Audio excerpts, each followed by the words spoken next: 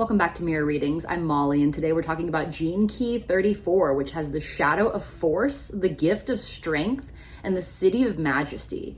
So there's actually a very subtle difference between the shadow and the gift frequency in this particular gene key.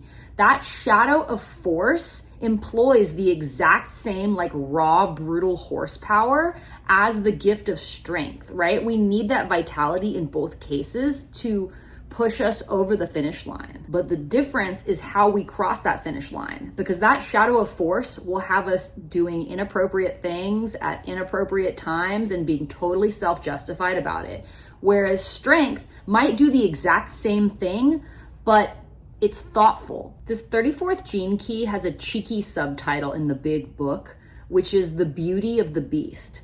And what I think is meant by that is there's a beauty in recognizing that all of us humans share these beast-like qualities. We can all sink to our animal nature very easily if we're not careful. And when we're in that state, all of us are equally destructive to the human collective. Force is one of those shadow states that was absolutely essential to our survival, and sometimes it still is, right? The force it takes to birth a child or fight off a predator. Again, it's accessing that same vitality as the gift of strength. It's just all about how we're using our power. So if we're using our power for good, if we're being situationally aware and conscious of our timing and thoughtful about how we're communicating, we're already on the on-ramp to that gift of strength. Consciously or unconsciously, the only reason we would stay in force is because we've closed our hearts. We're not trusting life.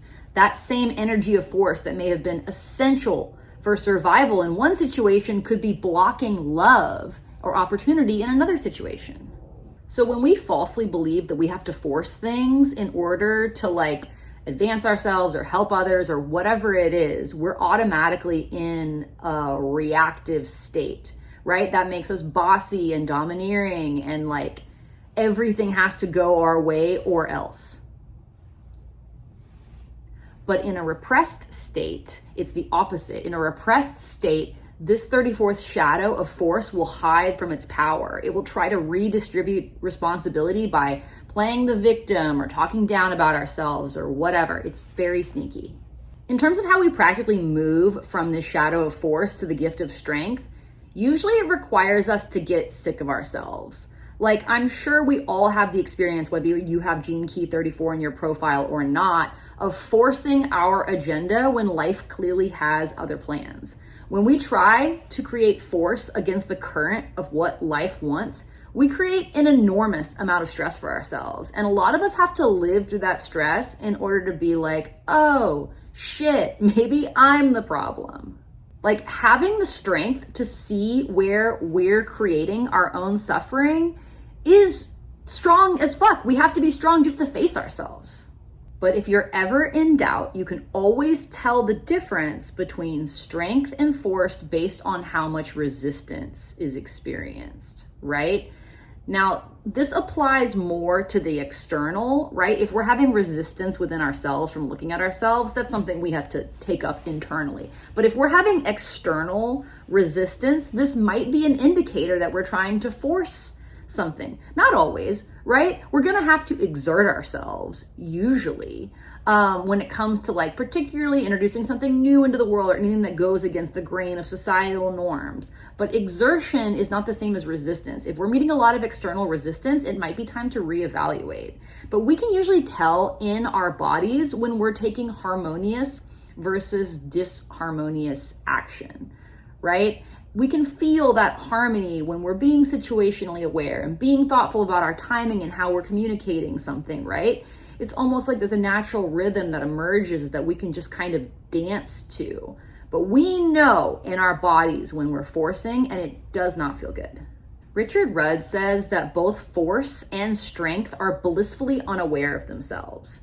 In force, we're unaware that we're forcing and that whatever we're trying to do is not going to work, right? And we're rubbing people the wrong way, which we're also usually unconscious of.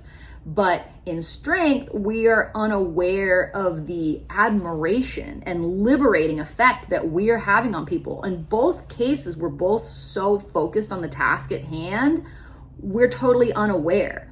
This city of majesty is the opposite. This majesty involves total awareness of the impact that we have on others and the sacred nature of right action. In this city, we take radical responsibility for ourselves because finally we are completely aware both of what we're doing and the immediate impact it's having. There's a sort of divine efficiency to this city of majesty because we become so efficient at recognizing our souls having a human experience. So we're able to bring more of that higher self consciousness, okay, into our physical vessel, into the world of form. It's been said, I forget who it was, some great yogi master, maybe it was Yogananda, that only like the tip of our fingernail of our totality of consciousness is down here with us having the human experience. That like the rest of our consciousness is outside of form, directing a lot of the goings on within form, but not completely present in form until we make a conscious connection with that higher self and start bringing more and more of our consciousness down into form. Okay, I'd like to think at least I have a full fingernail down here right now. Maybe I'll get a whole fucking hand by the time this incarnation is over if I'm really diligent. But I think you get my point. There is a majesty to recognizing this phenomena, right? And disidentifying with the human trauma and trauma game. Drama and trauma. Say that fucking 10 times. You know what I mean? Disidentifying from that shit, identifying more with the unity of our higher self, right? All of the cities are kind of about moving out of individuated consciousness back into unity consciousness, but they all have their own flavor. And again, this one is creating an efficiency as we bring more and more of our higher consciousness into form and become more and more conscious of how to take right action that's in alignment internally and in alignment with the people and situations that we find ourselves amidst. And Richard Rudd loves to remind us that easy is right. I'm not sure this is always true, but I'm not up for having a philosophical argument about it in my own mind on camera right now, but I get what he means. Sometimes easy is right.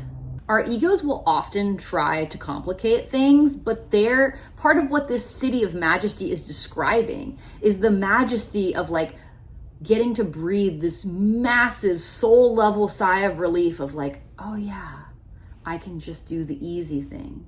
The great cosmic algorithm of life is trying to show me the easy way. Being in human form, being in 3D, this is already hard as fuck. And our soul gets to breathe this beautiful, all-consuming sigh of relief when we find that right action, aligned action, is the easy way.